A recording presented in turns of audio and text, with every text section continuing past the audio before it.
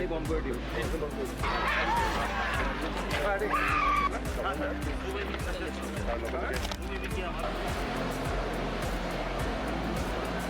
6 জনগোষ্ঠীৰ দিশটো আমি বহুত পজিটিভলি আগবাঢ়িছোঁ।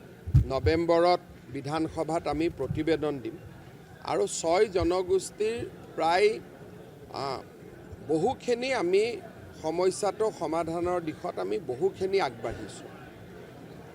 সমস্যাটো হ'ল যে কংগ্ৰেছ দলে যেতিয়া বিধানসভাত প্ৰস্তাৱটো আনিছিলে তেওঁলোকে আনিছিলে যে কাৰো ক্ষতি নোহোৱাকৈ কৰিব লাগে।